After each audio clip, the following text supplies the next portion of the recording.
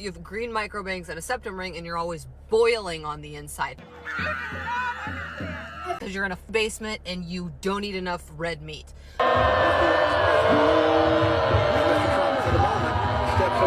Scratch their heads, wondering what to make of it.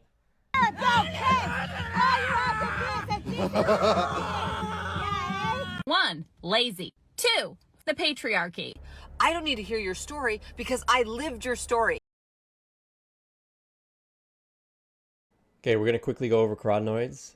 So carotenoids and vitamin A may be an important piece to this puzzle as well. One of the 4 big factors people look for when they're gauging the health and attractiveness of another person is actually their level of yellow pigmentation in the skin. So this factor accompanies body symmetry, senescence, and hormonal health as the other 3 known health markers of attractiveness. This yellow pigmentation is gained from consuming and absorbing plenty of carotenoids. Carotenoids such as beta-carotene, lutein, astaxanthin, they are fat-soluble nutrients. So good gut health and bile production are required to digest and absorb them. This means that simply eating carotenoid-rich foods does not necessarily mean you will absorb enough carotenoids. It's suggested that they need to be eaten with fats, and the person eating them must have good fat digestion. Some carotenoids, such as alpha and beta-carotene and beta-cryptoxanthin, can be converted into vitamin A to perform vitamin A's known functions, but many carotenoids, whether they are precursors to vitamin A or not, are known to aid in a variety of cellular functions. Together, vitamin A and carotenoids are important for immune health, metabolic health, and reproductive health.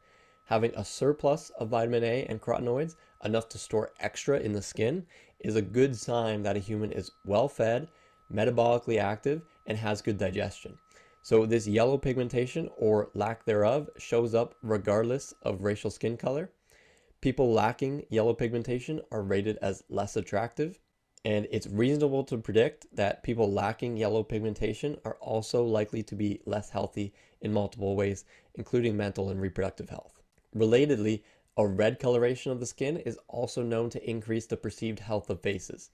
The carotenoid astaxanthin is a beauty supplement used for this effect, whereas beta-carotene is used for a beauty supplement to give a yellow pigmentation. Astaxanthin is found in higher concentrations in many marine foods, such as salmon, salmon roe, trout, shrimp, krill, lobster, and red algae. Astaxanthin is what gives these foods their pink to red color.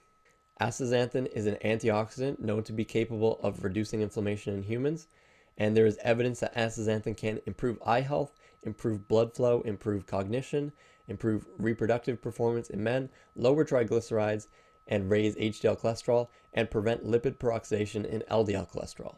Astaxanthin, as well as other carotenoids, also help protect the skin from ultraviolet light radiation in humans, just like they do in plants. Astaxanthin in the skin may not be the reason or the only reason that red facial coloration is perceived as healthier and more attractive, though. Richly oxygenated blood and good circulation may also be a reason, and this is mostly related to iron, which we'll talk about next. But interestingly, astaxanthin also improves blood oxygenation and circulation.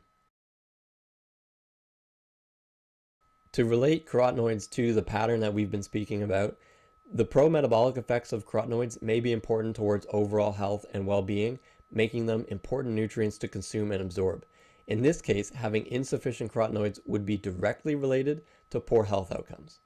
More indirectly, though, carotenoids in the skin may serve as a marker for good health and digestion. Having plenty of carotenoids in the skin is not only a sign of eating well, but also an indicator of effective absorption of fat-soluble nutrients like vitamins A, D, E, and K. Given the protective role of carotenoids in sun exposure, a lack of carotenoids in the skin may also lead to the avoidance of sun exposure. Avoiding sun exposure, as we know, means missing out on the many benefits that come with it, including the pro-metabolic effects of infrared light radiation, vitamin D synthesis, cholesterol sulfate synthesis, circadian rhythm regulation, higher testosterone levels, better sleep, and much more. Given the increased attractiveness and perceived health associated with yellow and red skin pigmentations, a lack of carotenoids in the skin could also lead to less confidence and poorer self-esteem. This may in turn cause or exacerbate poor mental health. Additionally, being attractive can increase your odds in favor towards being treated favorably in social situations, which also impacts mental health. So to summarize, while carotenoids in and of themselves may or may not play a large role in human health, they certainly serve as an indicator of good health. I believe one would do best to strive towards improving fat digestion rather than simply increasing carotenoid consumption, especially if they're already eating many carotenoid-rich plant foods, but they're still lacking the yellow and red skin pigmentation. Egg yolks, pastured beef, and pinkish red seafoods are great sources of carotenoids that also come with fat and they're nutrient dense. Iron deficiency will also lead to a less red face because the blood is less oxygenated. If you have ever had a cold and someone points out that you look white as a ghost or that you've lost your rosy glow, this is in large part from iron deficiency. Going back to the example of a normally healthy person who catches a cold, their change to a state resembling chronic depression makes even more sense when we examine this change in the context of iron deficiency. When you're sick, your iron levels can be lower than normal for several reasons. One reason is that part of the body's adaptive immune response involves limiting the availability of iron to pathogens in an attempt to impede their growth and replication. This is because iron is an essential nutrient for many microorganisms, including bacteria and fungi. So by restricting iron availability, the immune system aims to deprive these pathogens of the iron they need to survive and proliferate. Another reason is that the immune system also uses a lot of iron itself when it's fighting off infections, and these uses include the production of immune cells, energy metabolism, and antioxidant defense. As a consequence of the adaptive immune response and the immune system's heavy use of iron, there is a reduction in available iron, which can affect the body's other iron-dependent processes. Iron is needed for hemoglobin, the protein which is responsible for carrying oxygen in red blood cells.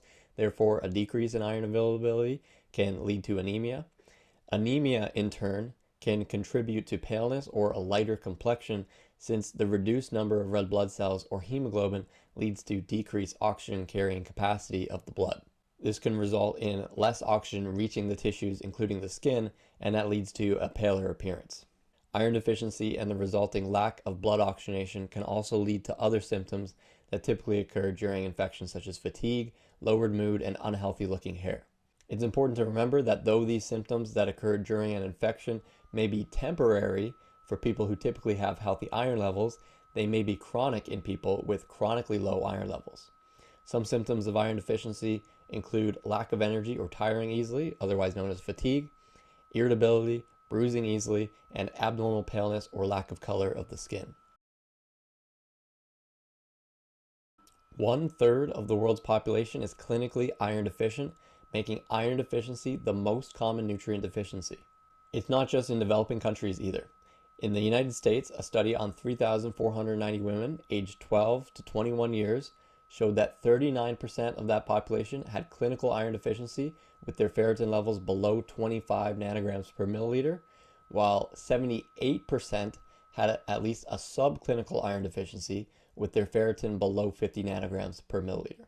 In my opinion, these numbers are way too high for a country that can produce more than enough foods for its population, which kind of goes to show that it's not just the availability of food, like in developing countries, but it's also in food choice. And red meat, unfortunately, is being vilified, and people are discouraged from eating it.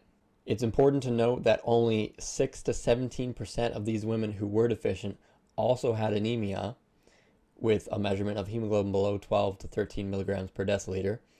And unfortunately, most lay people and even most doctors only consider iron deficiency in terms of anemia. However, many tissues and organs, like the brain, are more sensitive to low iron than the blood is. A good way to think about iron in the body is to think of the blood as your wallet for iron and the rest of the body as the bank. If you have plenty of iron, you probably carry enough iron in your wallet, the blood, but you don't carry all your iron in your wallet, you store much of it in your bank. However, sometimes, and this is what happens in some cases of iron deficiency without anemia, sometimes even when people barely have enough iron, they will carry an appropriate amount in their wallet, which is the blood, while their bank, the other tissues in their body, are critically low in iron. This emphasizes the point that it's very important to not just measure hemoglobin for anemia, but to also measure ferritin and transferritin saturation to make sure you have enough iron for all the many ways your body uses it. It's also important to note that further diagnostic complications may occur in cases of chronic inflammation and obesity, and we'll discuss that in a bit. 3 of 4 reasons that may lie behind cases of iron deficiency, as listed by Johns Hopkins Medicine, are: number 1, diets low in iron; number 2, body changes, such as growth spurts in children and adolescents; and number 3, blood loss. When it comes to vegetarian or vegan diets compared to omnivorous diets, a very clear pattern emerges. Despite similar or even higher total iron intakes compared to omnivores, and despite exceeding the recommended daily intake of iron, vegans and vegetarians have lower mean average serum ferritin and a higher incidence of serum ferritin below 12 nanograms per milliliter, which is indicative of iron storage depletion. This trend is likely to occur given the significantly higher absorption rate of heme iron, which is 15 to 35%, compared to non-heme iron, which is only 2 to 20%. Animal meat, in particular red meat, is one of the best sources of bioavailable heme iron, and oysters are another great source of heme iron if somebody really doesn't want to eat red meat for some reason. Plants only contain non-heme iron, and furthermore, absorption of non-heme iron may be inhibited by certain dietary constituents that are abundant in some vegetarian diets, such as tannins in tea and coffee, phytates in cereals and legumes, and possibly soy protein. So what this all means is that people on plant-based and vegan diets are running a great risk of becoming deficient in iron, as well as many other important nutrients. Other risk factors for iron deficiency are chronic disease, inflammation, and obesity. Patients with infections, chronic diseases, cancers, and obesity have what is called anemia of chronic disease or anemia of inflammation. And Cerati and co-authors wrote, iron deficiency may be related to chronic disease, inflammatory states, or obesity as a result of increased hepcidin concentrations. With the growing prevalence of obesity internationally, physicians should be alert to the potential for iron deficiency in women with a high body mass index. Inflammation and obesity upregulate the synthesis of hepcidin, which leads to a reduction in intestinal iron absorption and the inhibition of iron releases from macrophages. This results in what is known as functional iron deficiency, in which iron is stored in the body, but insufficient iron is being mobilized to where it's needed. So this is really relating to what we were going back to for when you get sick, your body limits the availability of iron. It seems that in some people who are chronically inflamed, their body is constantly thinking that they are sick and that they should limit the bioavailability of iron so that the iron doesn't feed the pathogens. Iron deficiency also negatively affects mental health in a variety of ways. Certain brain regions are particularly sensitive to iron deficiency, especially during development. In a study titled Iron Deficiency Induced Changes in the Hippocampus, Corpus Striatum, and Monoamines Levels That Lead to Anxiety, Depression, Sleep Disorders, and Psychotic Disorders, Shaw and co-authors wrote, some of the behaviors presenting in infants with chronic iron deficiency include increased fearfulness, unhappiness, fatigue, low activity, wariness, solemnity, and proximity to the mother during free play. In adulthood, the behavioral disorders linked to iron deficiency are depression, anxiety disorders, sleep disorders, and psychotic disorders. So again, these words that they use, unhappiness, fatigue, low activity, wariness, solemnity, proximity to the mother, that sounds like what a child is like when they are sick, when they are iron deficient, when they are depressed. These are all very much related. A journal article titled Iron Deficiency and Sexual Dysfunction in Women summarizes a presentation from a symposium that discussed the types and causes of sexual dysfunction at key times in women's lives, focusing on the relationship between iron deficiency and sexual dysfunction. In the article, Cerati and co-authors wrote, the reasons underlying the relationship between low iron levels and sexual dysfunction are multifactorial, but include neurological, endocrinological, and psychological factors.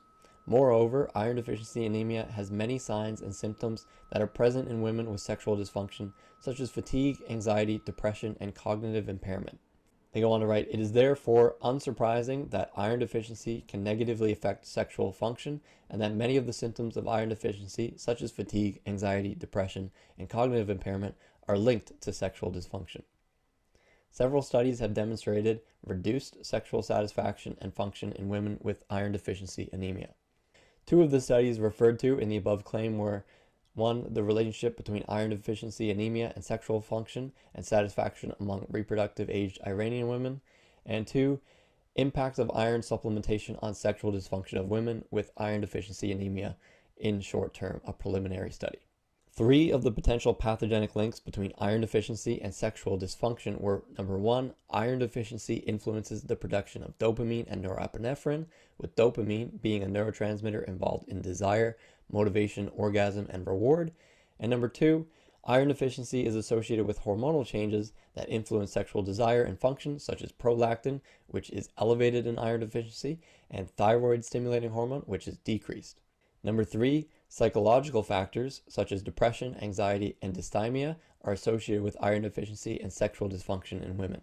In these studies done on women, nutritional causes such as low iron intake in vegetarians, vegans, and those with eating disorders were cited as common causes of iron deficiency.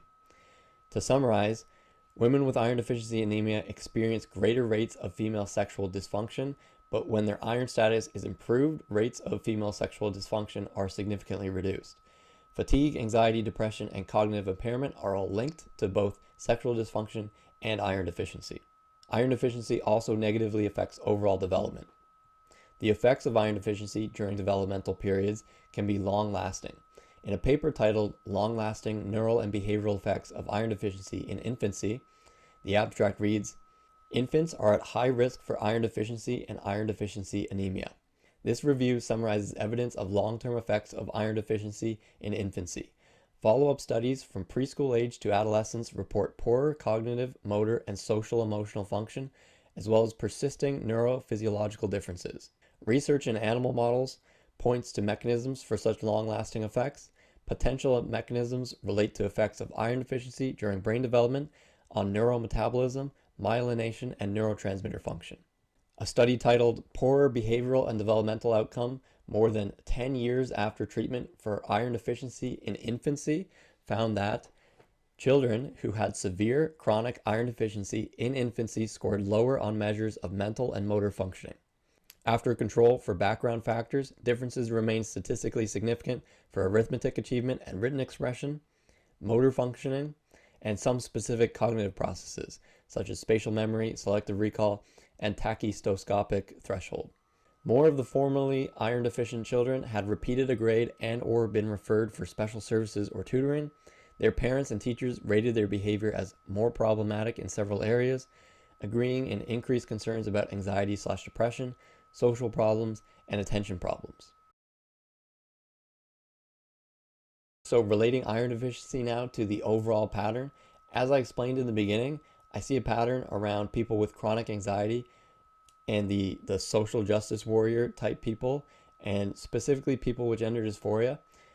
Both from my real life experiences and the earlier sample of profiles, I notice an association with pale skin that lacks a lively color, as well as other signs of iron deficiency, such as fatigue, irritability, bruising easily, and thin or weak hair. Perhaps unsurprisingly, I also notice a tendency for people in these groups to be plant-based, vegetarian, or vegan, eating little to no red meat, as is very common today. The association I notice with holding either an overweight or underweight body composition may be additional evidence connecting the pattern to iron deficiency, given that being either over or underweight are actually risk factors for iron deficiency. So being overweight puts you at risk of functional iron deficiency, and being underweight may be a sign of not eating enough. Relatedly, chronic inflammation can also cause functional iron deficiency. One point in connection that's really important is that the onset of body dysmorphia and gender dysphoria are highest in girls at the onset of puberty. So if their diet is already low in iron because they've been discouraged from eating red meat, and then they're also hitting a pubertal growth spurt and beginning to experience menstrual bleeding, that's 3 of 4 major risk factors for iron deficiency, and they're going to be at increased risk of becoming iron deficient.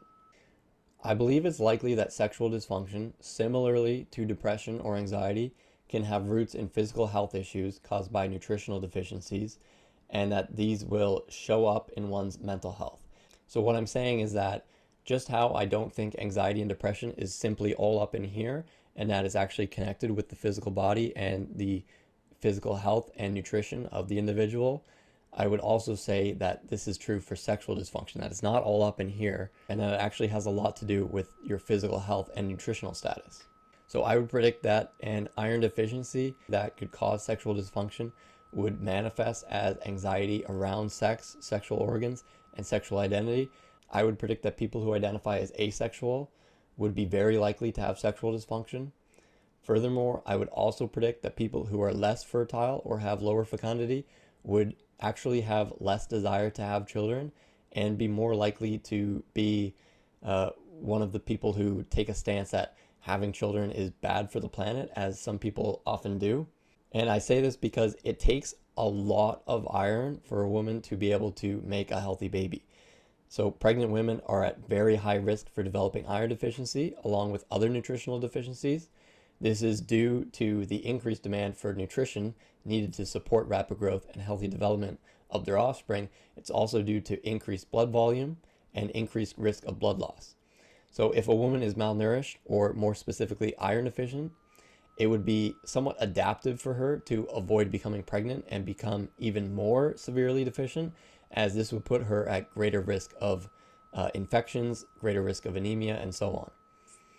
The offspring would also suffer from the negative outcomes of maternal iron deficiency during pregnancy. I believe this will be reflected not just in their physiology by diverting less physiological resources to reproduction and fertility, such as blood flow to the genitals or lubrication, but that this would be reflected also in their mental state and behavior, so that their outlook and their behavior is less geared towards having children. The physical lack of energy as well as cognitive deficits caused by iron deficiency can lead to depression and feelings of hopelessness. Iron deficiency makes people more susceptible to injury or bruising and infection, while also making them less resilient in their ability to recover. This physical weakness and vulnerability shows up mentally too, as anxiety. Similarly to the case of low cholesterol, I believe the anxiety caused by iron deficiency would manifest as a sort of non-specific angst towards the world and oneself, and that this generalized angst could influence a person's overarching beliefs and perspectives in similar directions as previously discussed. To summarize, too many people, both children and adults, are suffering and clearly have signs of iron deficiency, but are completely unaware or believe their iron levels are fine because they may not have low hemoglobin levels and anemia. Iron deficiency, an epidemic in itself, is a leading cause of our mental health epidemic. Pronouns are she, her. Yeah, I know I have big they energy. I know I can see this as well. I have actually never had an orgasm before. Anyone else? No! Very relatable. No, I really haven't. If you pair olive oil with your spinach, then the healthy fats in the olive oil will enhance the absorption of fat-soluble vitamins in the spinach, like vitamin K, A, and E.